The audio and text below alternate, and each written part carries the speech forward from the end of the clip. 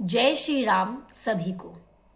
And it is very humble request to everyone, please listen to me carefully. यदि आपको लगता है कि आप नदी में स्नान करेंगे और आप पवित्र हो जाएंगे, आपके पाप धुल जाएंगे, तो नदी में रहने वाली मछलियाँ, कछुए, सर्प आदि जितने भी जीव जंतु नदी में रहते हैं, उन्हें तो अब तक मोक्ष मिल गया होता। उन्हें अब तक मोक्ष क्यों नहीं मिला?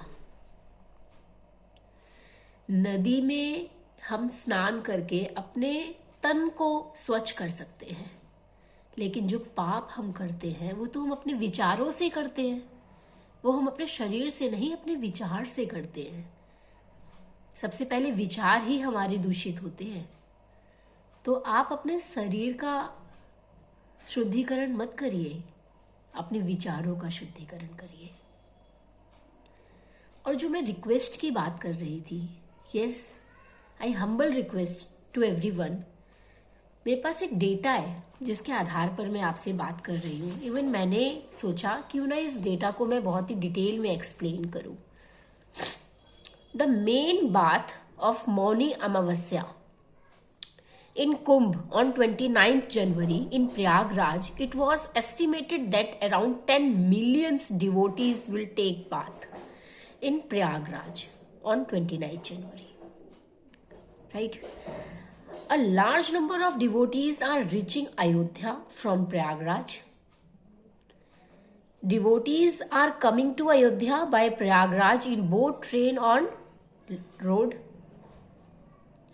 There has been an unpredicted increase in the number of devotees in Ayodhya since last 3 days. Last 3 days में कभी प्रिडिक्ट भी नहीं किया गया था कि इतने डिवोटीज अयोध्या में आ सकते हैं। उतने डिवोटीज, उतने श्रद्धालु अयोध्या में आए, क्योंकि वो प्रयागराज गए थे और प्रयागराज से होते हुए ही वो अयोध्या भी दर्शन करने आ गए।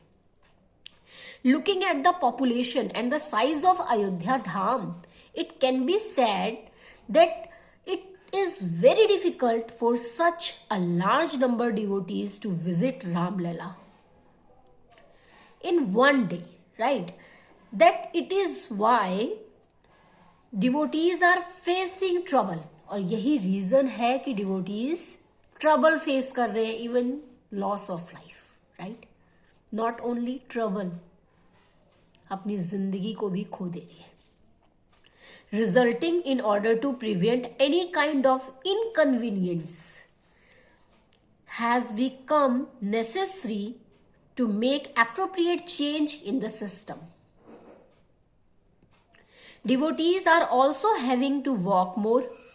It is requested that the devotees of the neighborhood, जो कम से कम आस पड़ोस के लोग हैं, जो प्रयागराज के ही पड़ोसी हैं, राइट, ऐसे लोगों को तो should come to Ayodhya for Ram darshan, for darshan of Lord after 15 to 20 days, so the devotees coming from far away can now visit the Lord. This will facilitate everyone, और इससे हर किसी को facility भी provide हो पाएगी जो नहीं हो पा रही है। After Vasant Panchami, there will be lot of relief and weather is also very good. Please, आप अब तक तो सुन ही चुके होंगे कि कितने लोगों ने जान गंवाई है महाकुंभ में स्नान करने के लिए जाकर, क्योंकि वहां पे एक भगदड़ मच गई। लोगों ने ये अमृत स्नान को इतना महत्व दिया। ठीक है, ये महत्वपूर्ण है, पर इतना महत्व दे दिया, पर्टिकुलर जगह पर ही उन्हें स्नान करना है और अमृत स्नान वहीं हो रहा है। इस तरह के विचार करते हुए इतने ज्यादा डिवोटीज भी अगर एक जगह प्रेजेंट हो जाएंगे तो हाउ कैन हैंडल करने वाली व्यवस्था भी तो इंसानों द्वारा बनाई गई व्यवस्था है। वो भी कुछ काउंटेबल पर्सन है जो रिस्पॉन्सिबल किए गए हैं कि वो उस व्यवस्था का ध्यान रखेंगे। बट अनप्रिडिक्टेड पॉपुलेशन वहां पे पहुंच रही है।